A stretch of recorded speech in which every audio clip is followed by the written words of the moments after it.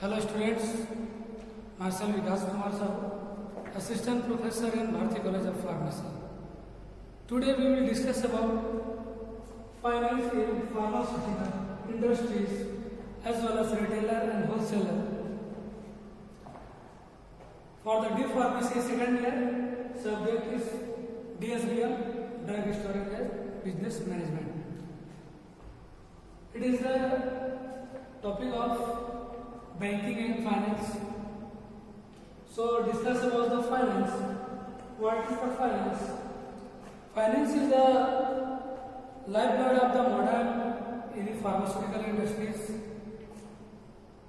to support for build up their specific and every particular production and manufacturing department. Finance बहुत जरूरी है हमारे pharmaceutical industries के लिए, क्योंकि फाइनेंस के कारण ही हम कोई भी प्रोडक्शन हाउस या फिर हमारे फार्मास्यूटिकल में इंडस्ट्रीज में मैन्युफैक्चरिंग का प्रोसेस आगे कर सकते हैं। तो जो ऑब्जेक्टिव्स हैं फाइनेंस के, क्या क्या ऑब्जेक्टिव्स होना चाहिए इन फार्मास्यूटिकल फील्ड में। अगर हम कोई फार्मास्यूटिकल फील्ड डालते हैं, फील्ड में इंडस्ट्रीज डालते हैं, मैन्युफैक्चरिंग डालते हैं, या फिर रिटेलर या फिर अदर होलसेलर डालते हैं, तो क्या क्या ऑब्जेक्टिव्स हमारे होने चाहिए। First of all we will discuss the sufficient fund to the business to provide the sufficient fund to the business in our organisation by the finance. This is our objective. Second is it is the to create the confidence among the industries for the development of their particularly industries, है ना। उसके बाद it is support proper the inventory control, जैसा कि मैंने आपको बताया था इन्वेंट्री कंट्रोल में कि यह इन्वेंट्री कंट्रोल किस किस कारण से किस किस कारक है, कैरेक्टरिस्टिक है ना। कैसे इन्वेंट्री कंट्रोल किया जा सकता है, प्रोसीजर बताऊं, मेथड बताऊं, तो उसके अंतर्गत ये जो क्या है इन्वेंट्री कंट्रोल भी कर सकता है, जिससे कि हमारे जो एक्स्ट्रा यूजेस मटेरियल है जो कि या फिर हमारे जो अनवांटेड जो पैसे की वेस्टेज हो रहा है उसको हम कंट्रोल कर सकते हैं। This is support the utilisation of the fund to the best way. It is the best way to the utilisation of the fund. ये जो फाइनेंस करते हैं इसमें हम बेस्ट यूटिलाइजेशन कर सकते हैं किसी भी फंड का for the industrialization manufacturing of the pharmaceutical products। पांचवा देखते हैं to develop and maintain the proper relationship with the bank, finance institute, work and other member of the organization। it is the relation जो क्या build करता है और बैंकों के साथ जो भी रिलेशन है उसको बिल्ड करता है, जिससे अभी और आने वाले जो भी समय है उसमें हम how to maintain and build our relationship with the bank to they will support to our manufacturing industries. ये हो गया ऑब्जेक्टिव। अब हम देखते हैं फाइनेंशियल स्टेटमेंट। फाइनेंशियल स्टेटमेंट क्या होता है?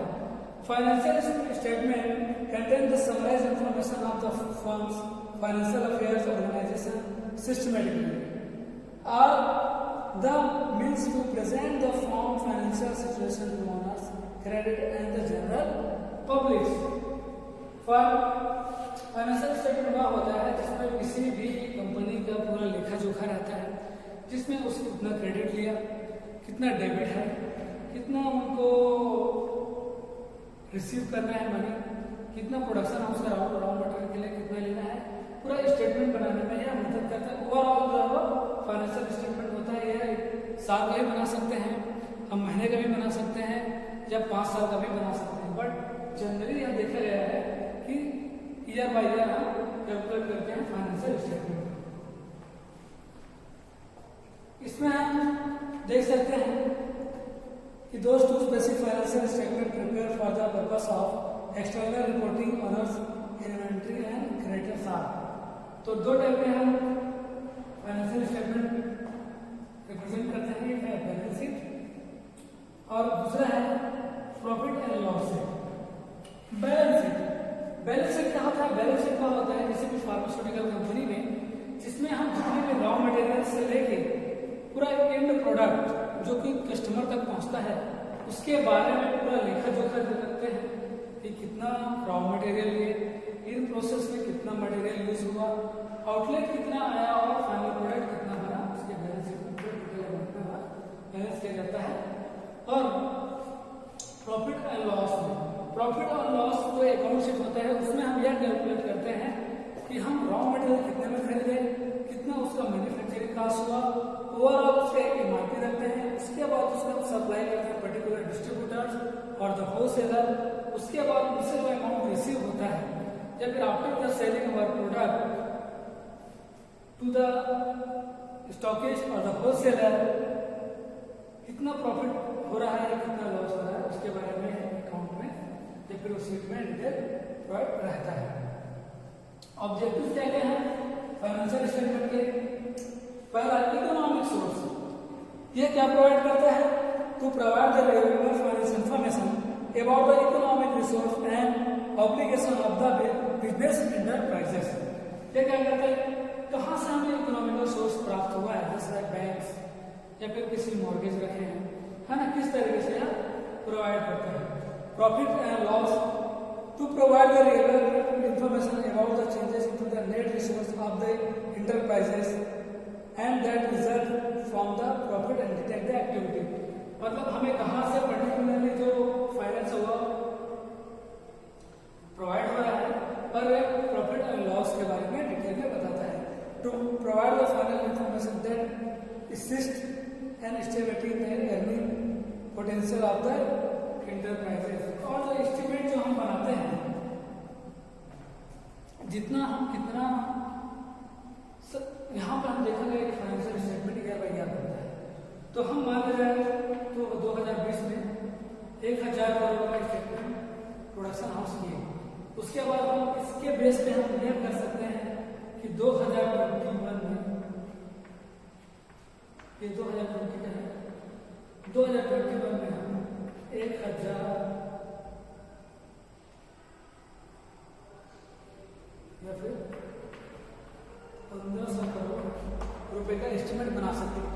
मतलब हम फाइनेंशियल स्टेटमेंट के हिसाब से हम उसका हम ऑब्जेक्टिव आगे आने वाले फ्यूचर में तैयार कर सकते हैं, लॉस ऑफ द घाटा उसके बारे में डिस्कस कर सकते हैं। गुडविल ऑफ द कंपनी ये है जो है हम अच्छे से अगर हम फाइनेंशियल स्टेटमेंट बनाएंगे, अच्छे से रेगुलेट करके रखेंगे तो हमारा कंपनी का गुडविल बना रहेगा, रेपुटेशन बना रहेगा इन द मार्केट। पांचवा लेते हैं planning for the next year. जैसा कि हमने अभी जस्ट डिस्कस किया था कि हम अगले साल का प्लानिंग के लिए भी हम डिस्कस कर सकते हैं। तो जो फाइनेंशियल प्लानिंग है वो हमारे किसी भी manufacturing department, specially the pharmaceutical department में बहुत यूटिलाइजेशन है।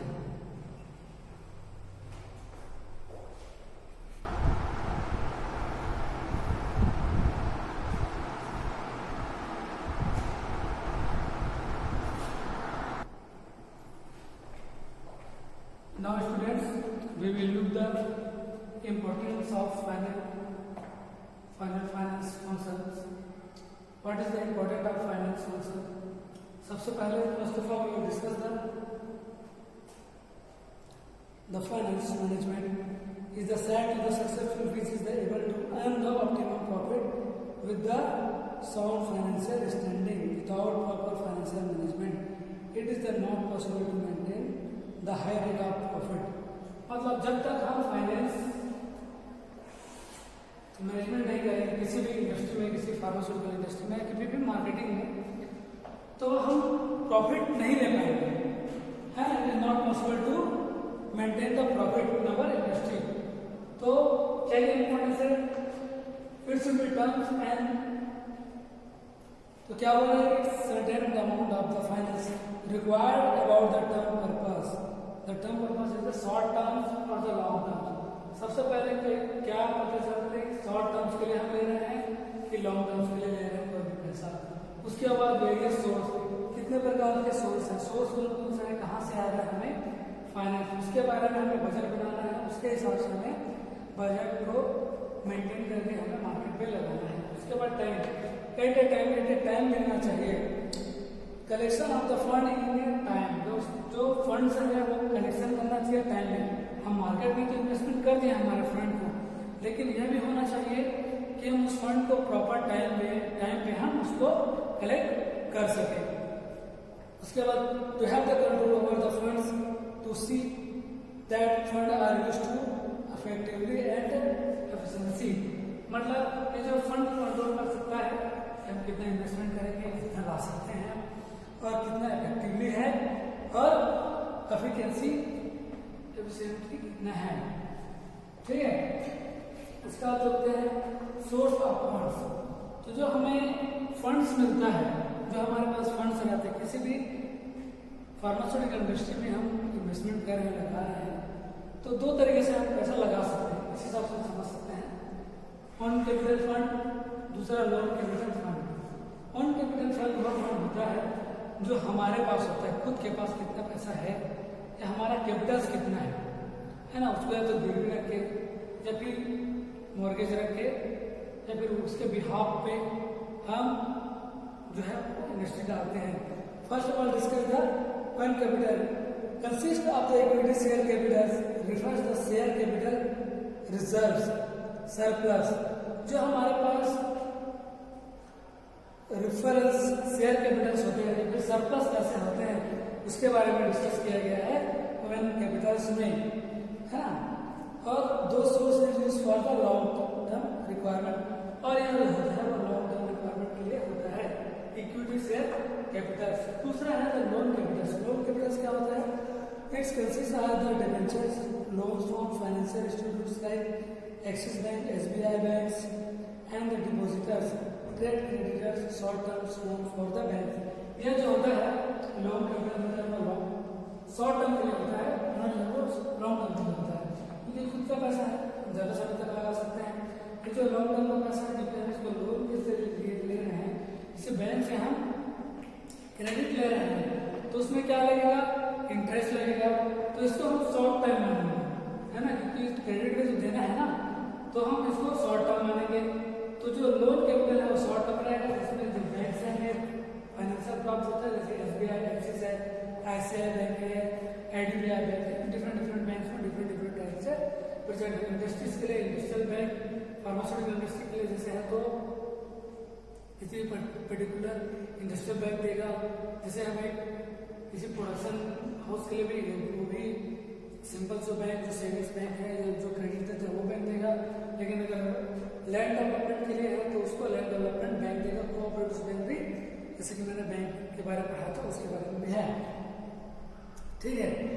तो ये जो बैंक देगा क्रेडिट पैसे भी देगा, तो फाइनेंशियल एनालिसिस करेगा। किसका एनालिसिस करेगा?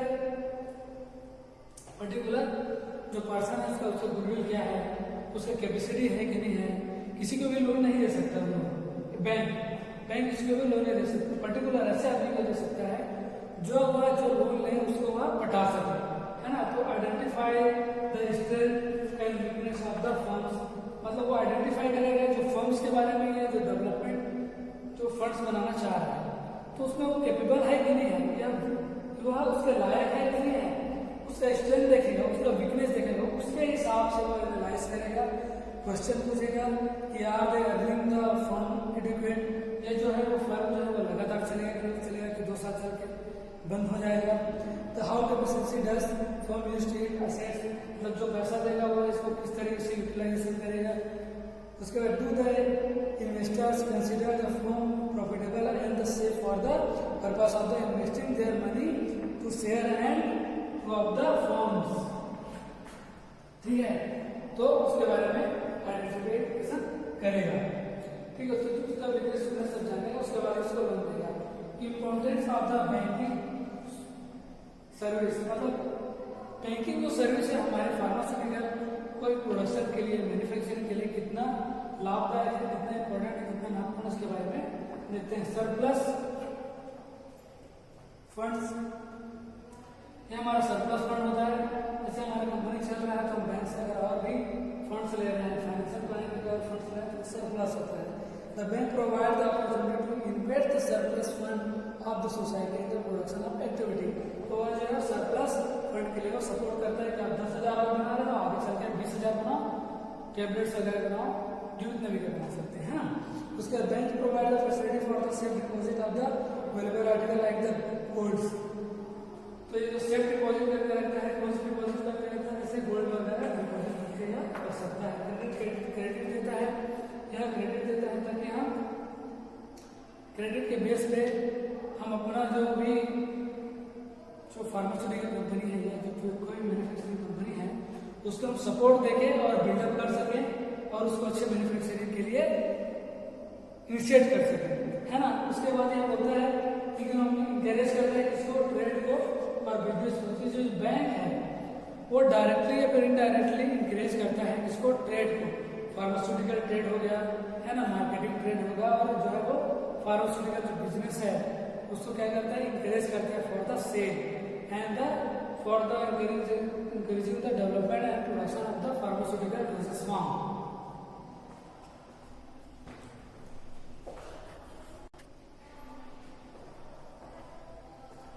सो स्टूडेंट्स, इससे रिलेटेड अगर कोई भी क्वेरीज क्वेश्चंस हैं तो प्लीज कमेंट बॉक्स में कमेंट कीजिए।